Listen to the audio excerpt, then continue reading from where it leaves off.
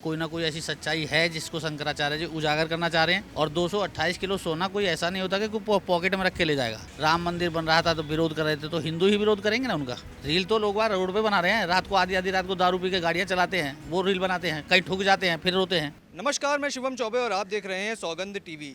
ज्योतिर्मठ के शंकराचार्य जो भगवान शिव के बराबर जिनकी अवधि है, उन्होंने एक संगीन आरोप लगाया है, वो भी केदारनाथ मंदिर ट्रस्ट के ऊपर।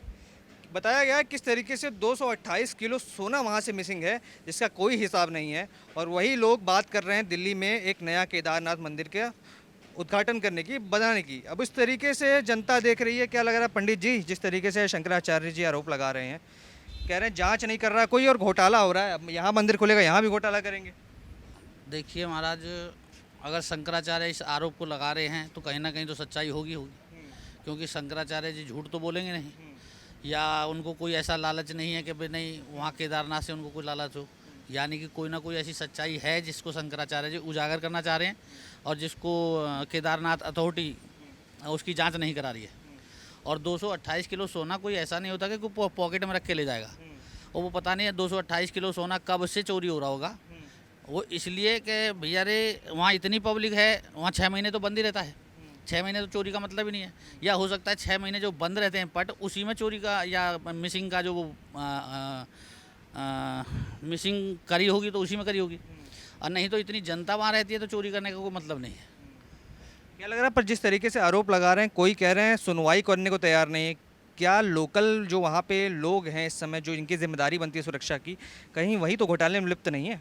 हो सकता है, हो सकता है। अगर मान लीजिए अगर वाकई में ही वहाँ से अगर 228 किलो सोना मिसिंग है, तो वहाँ या तो वहाँ की सिक्योरिटी, वहाँ की अथॉरिटी, जो वहाँ के देख रेख वाले हैं, केयर टेकर हैं वहाँ के, वो सब जिम्मेवार हैं। इसकी जांच होनी चाहिए और जांच बढ़िया से होनी चाहिए।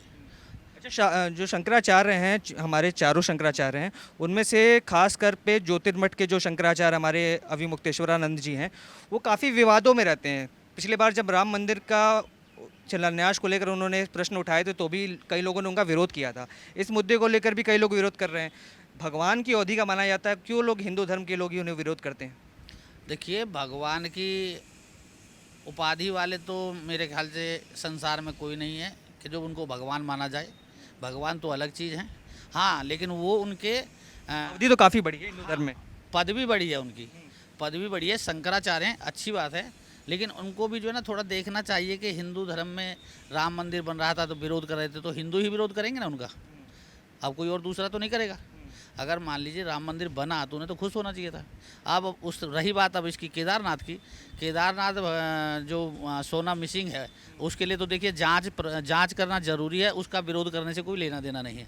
ना उसमें कोई हिंदू धर्म वाला विरोध करे ना कोई करे। अगर उन्होंने किसी पे इल्ज़ाम लगाया है, या तो जो इल्ज़ाम लगाया है वो व्यर्थ में नहीं लगाया होगा, और लगाया है तो उसकी पूरी जांच होने के बाद उसकी रिपोर्ट सार्वजनिक होनी चाहिए, ताकि हिंदुओं को भी ये पता चले कि भी कोई भी ऐसा शंकराचार्य नहीं है जो झूठ बोलता हो।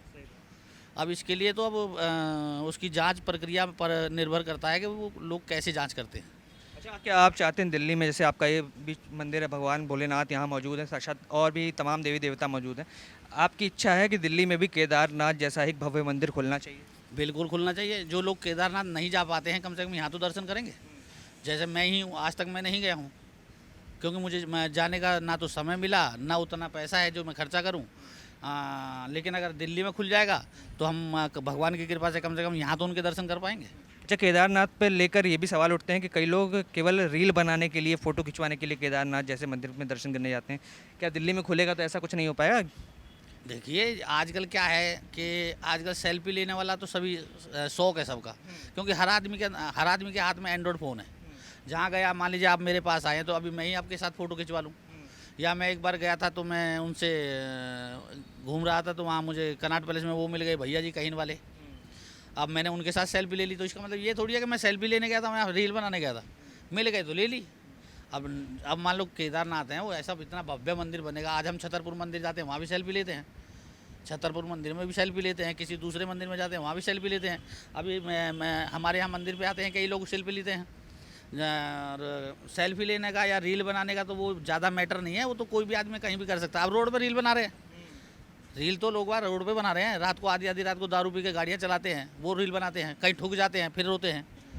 तो ये रील बनाने वाला कोई सिस्टम नहीं है कि अच्छा, जांच होनी चाहिए, आप बता रहे हैं जो शंकराचार्य आरोप लगा रहे हैं उसकी जांच होनी चाहिए और रिपोर्ट को सार्वजनिक करना चाहिए। हाँ बिल्कुल, मेरी पर्सनल राय यही है, अगर शंकराचार्य जी ने इल्ज़ाम लगाया है तो उसमें कहीं ना कोई सच्चाई ज़रूर होगी। या झूठ बोल या अगर वो आरोप झूठा है तो भी जांच से पता चलेगा, अगर वो सच्चा है तो भी जांच से पता चलेगा। जांच हो, अच्छे से हो, और रिपोर्ट जो है सार्वजनिक हो ताकि एक एक हिंदू को ये पता चले कि भी नहीं ये सच्चाई है या ये झूठ है। तो जिस तरीके से देखा, कहीं ना कहीं पुरु जी की भी ये राय है कि जो भी जांच होनी ज़रूरी है, चाहे वो सच हो चाहे वो झूठ हो, पर ये पता तो जब चलेगा जब जांच होगी। और ये जांच की रिपोर्ट को सार्वजनिक करना चाहिए ताकि तमाम हिंदुओं को भी पता चले कि जो देश में चल रहा है, चाहे वो धर्म के नाम पर राजनीति करने की बात हो या धर्म के नाम पर चोरी डकैती करने की बात हो। तमाम ऐसी खबरों के लिए बने रहें हमारे साथ, देखते रहें सौगंध टीवी। धन्यवाद। आप देख रहे हैं सौगंध टीवी, सौगंध वतन की।